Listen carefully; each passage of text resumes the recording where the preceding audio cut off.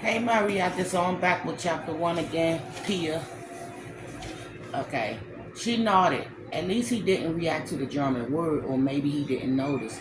This city can be a mite overwhelming when you first arrive, he said. But you'll get used to it.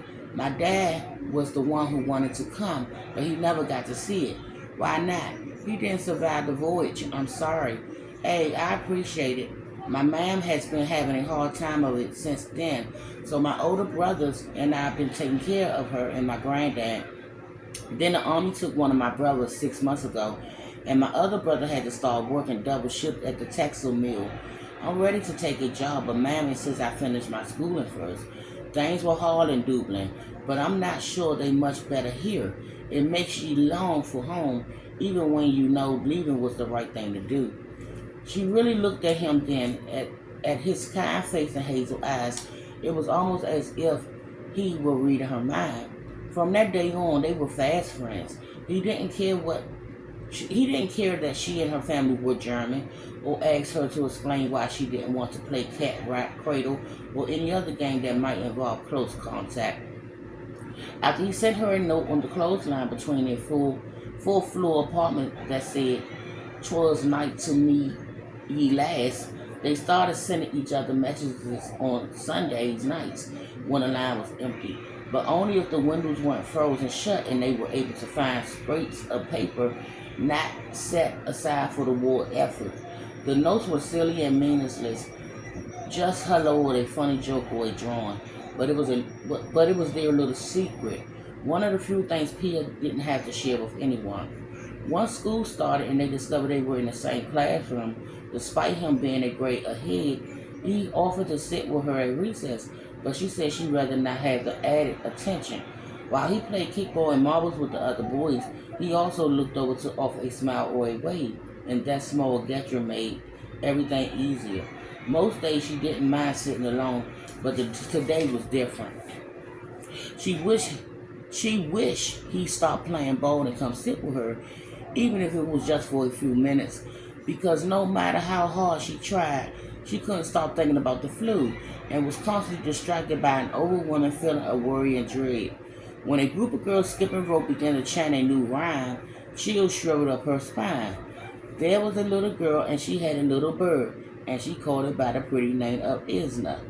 But one day it flew away but didn't go to stay, for when she raised the window and flew Enza. "What are you staring at, scaredy cat?" Pierre looked up to see who had spoken, unaware she'd been staring. A thin girl with brown pigtail glared down at her, a disgust looked on her face. It was Mary Helen Burroughs, the girl everyone liked or feared, depending on which day you asked. And whether or not Mary Helen was within earshot, no one ever seen her get into an actual brawl. But permanent anger knitted her brows, and bruises marked her arms and legs. Two other girls stood behind her, Beverly Hampson and Selma Jones, their arms crossed over their chests. "I wasn't staring at anything," Peter said, reaching for a book.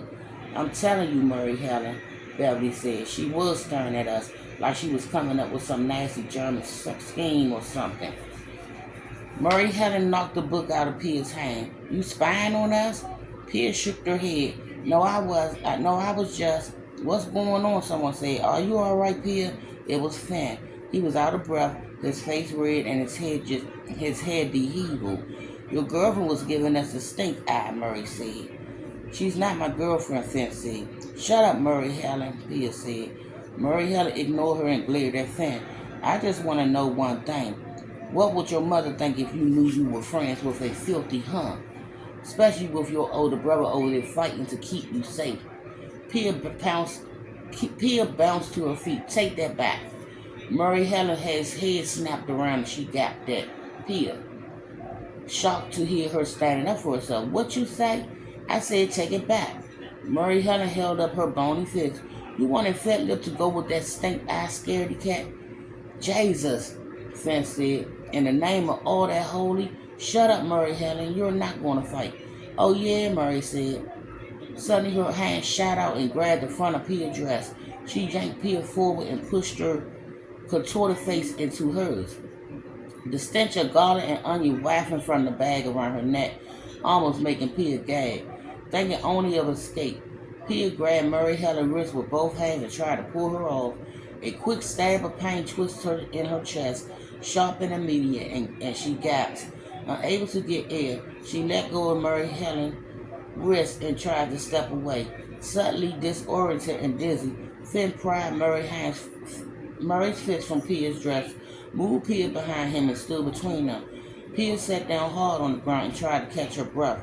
One of the teachers hurried over. "What in the heaven name is going on over here?" she said. It was Miss Henry. She towered above them, wildly as a flower stem. "Nothing, ma'am," Murray said. "You must be bored up. We were just playing a game." "Well, it doesn't look like a game to me," Miss Henry said. "You and your friends run along. Murray Helen and leave Pia alone."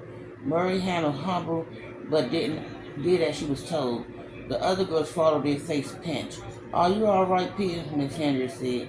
She bent down to help her up, reaching for her arm. "Don't touch me," Pia said louder than intended.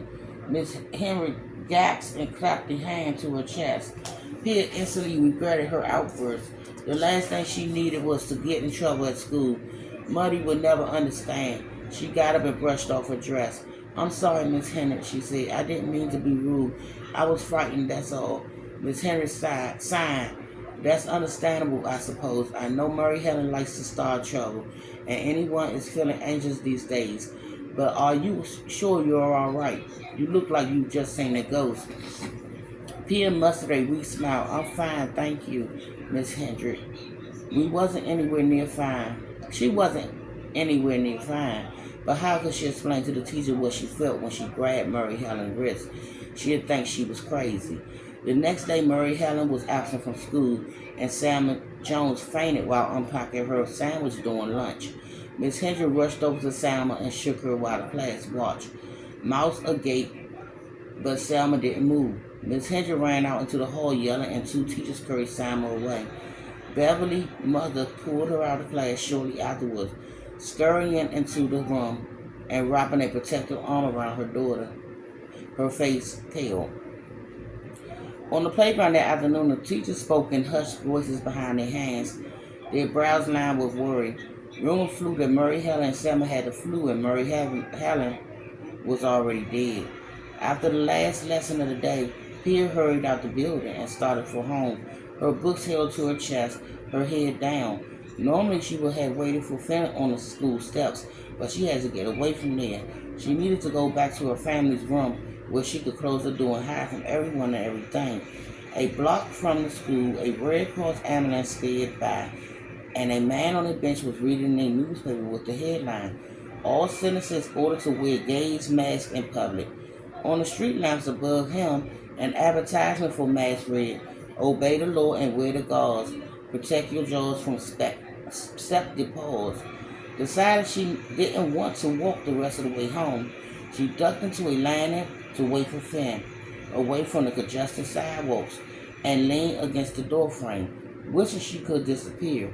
Everyone seemed to be in a hurry. Two women with scarves over their mouths darted by arm in arm, walking as fast as they could without running. A gray-haired couple wearing gauze masks and carrying suitcases rushed out of the building and hailed a cab. The old man practically pushed other pedestrians aside with his cane. Even the motor cars and horse-drawn wagons seemed to go by faster than normal. A strange awareness seemed to fill the air, like hardiness on the day before Christmas, or the sheer excitement she felt before the fireworks display on her first Independence Day in Philadelphia. Except this awareness felt ominous and full of menace, like the sensation she felt at the parade, but 10 times worse. And now everyone could feel it. When Finn came walking down the block, her shoulders dropped in relief.